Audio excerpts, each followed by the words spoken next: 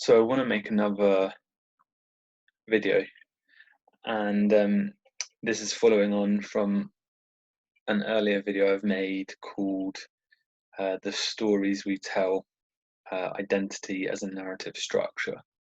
And I'm going to follow on from the same theme that I explored in that video. A thought that I've been considering for quite some time now is that the identity, the self, what I mean when I say I, who I am, the subject, the ego, the self, is a story. And maybe even further than identity is a narrative structure, reality is a narrative structure. It seems to be the case, and you can say, well, no, Sam, you're wrong. A scientist might say, actually, reality is protons and electrons and quarks and string theory and quantum dynamics, and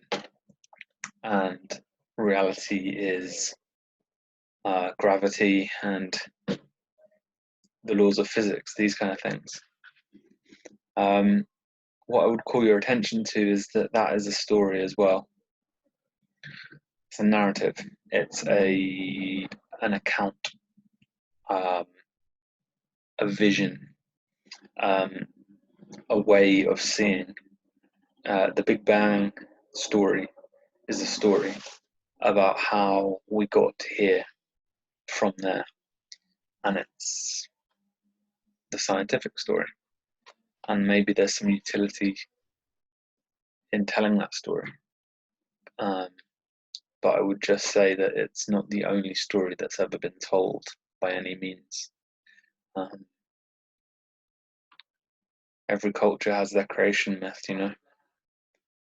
and the Hindus, the Aztecs, Native American nations, Christians, Jews, Muslims, everyone's got their story. And their story really frames their whole world. Reality and the world is a story, whether we are conscious of this and aware of this or not. It seems to me the case that is true, that stories and narratives frame and contextualize our world. And what I mean by our world is our inner world, our microcosm, our self, our subjectivity. That is a narrative. Cool. So that's kind of how I would demonstrate that to be true, is by pointing to science and saying that science is a story, just like religion's a story. Just like my personality and how I would describe myself and articulate my wants and goals and desires and values and history, all of those things I would articulate about myself to you if we were to have a conversation. It's a narrative, and it's an ever-evolving and unfolding narrative, and I'm sure you would do the same to me. And that's what conversation is a dialogue of stories, or where two narrative threads kind of begin to weave together at some level and harmonize in some way. Yeah, would love to hear your comments on that. But that's a conclusion that I can't help but avoid, is that identity is a story, the world is a story. So what I wanted to offer in this video is a practical implication of that truth. And what it is journaling. Now, I've been journaling now for some years. I find it helpful to sit down and to write and to make an effort to articulate my experiences to myself, to talk about how my day went, to talk about how my week or my month or my year, or just how it's going, how events are unfolding, whether I'm up or whether I'm down, whether I'm happy or sad or fearful or optimistic or joyous. There's a whole range and plethora of emotional states that I could be in, places really that I could be in my inner journey, on my inner journey, on my inner path, on my inner road. And yeah, I think journaling I find helpful to articulate that to myself and to bring that, to raise that really to more clarity.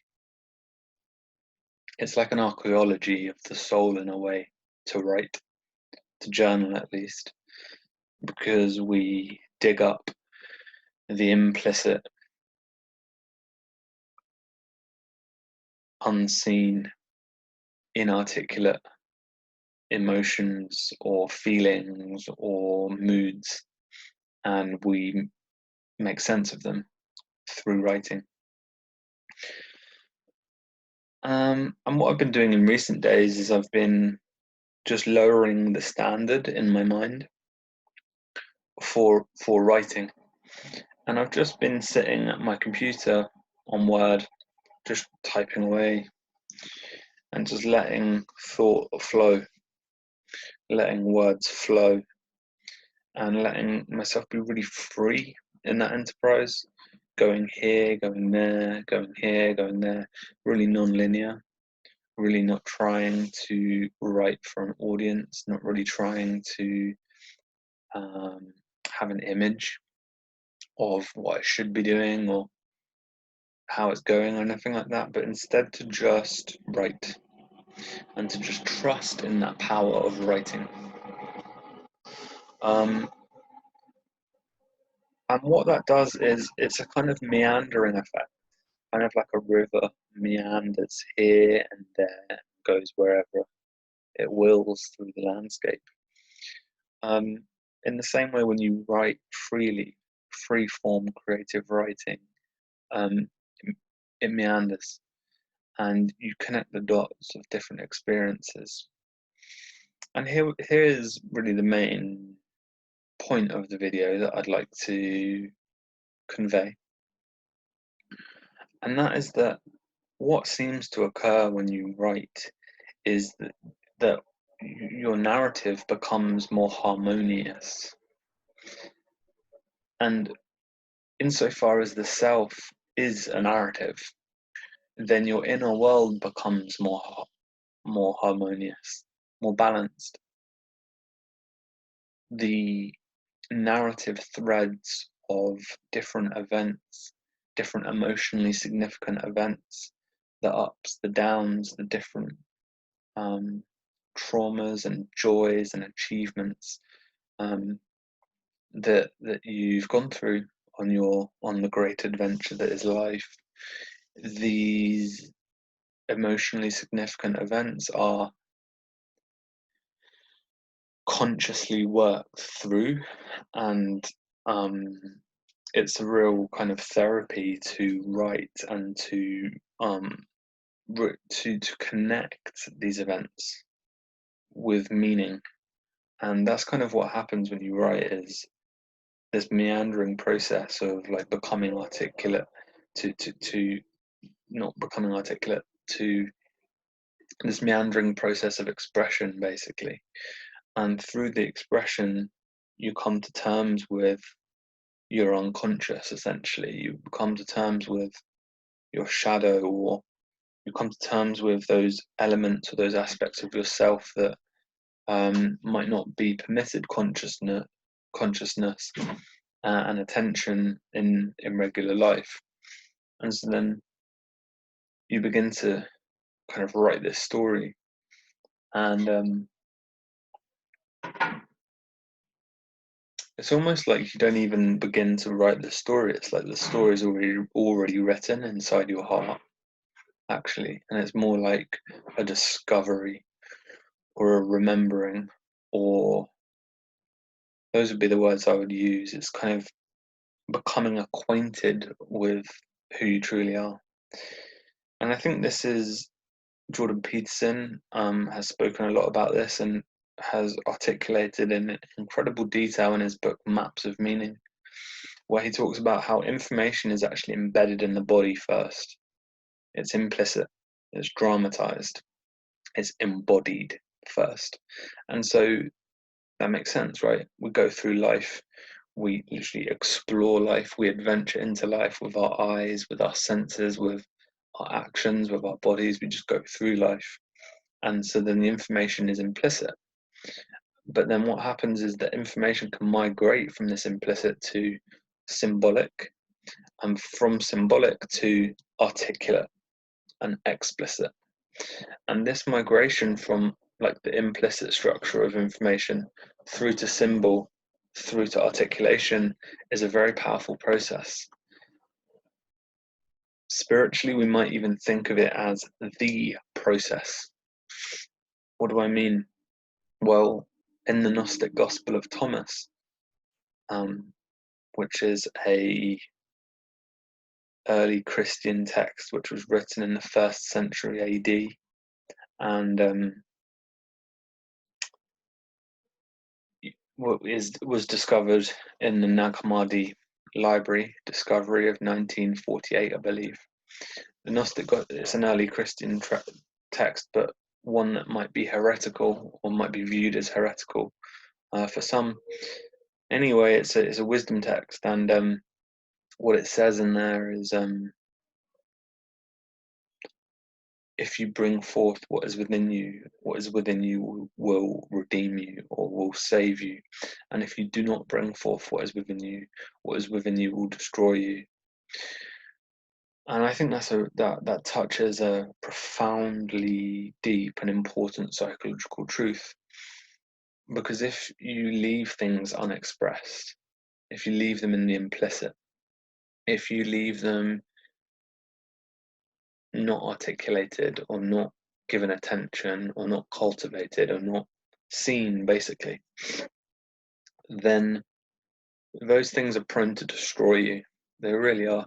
They're prone to destabilize your life, to be the source, the constant source of heaviness, of guilt, of resentment, of being weighed down by life. They're going to weigh on your conscience. Whereas if these things are seen, which is to say they're articulated, they are made known, they are made explicit, they are understood, well, then this can be very healing. Because it's as though we integrate that experience into the dance, the drama, or the music, or the harmony of our life. They are given a place in the orchestra of our life, so to speak. Whereas if you don't want to look at the violins, so to speak, or like you want to exclude the drummers or the percussion from the orchestra, or I don't know if that's a good metaphor. I'm not that involved in orchestras, but you get the point. Like if you exclude a certain element of the orchestra, then the whole piece, the entire piece, the emergent art form will be lacking something. And I think we do this in our inner lives, is to, well, insofar as we don't articulate and understand our own experience of life through story and through narrative, we can leave certain things excluded. And what I think writing does is it includes this and that and this and that and this and that, all these different touch points, and it starts to harmonize and it starts to bring together, and it starts to enable these things to dance together and to dynamically interrelate. And through this interrelationship of emotionally significant events, what is engendered is a certain type of harmony, an inner harmony, a harmony of the soul. And the etymology of the word health itself is wholeness. So what health means is to be whole, and what harmony means is I would say wholeness and harmony are really similar ideas, because when the clarinet and when the piano and when the violins and when the trombones and when the singers and when all of these disparate and different melodic elements come together, what emerges is a whole that is greater than the sum of the parts, essentially. And this emergence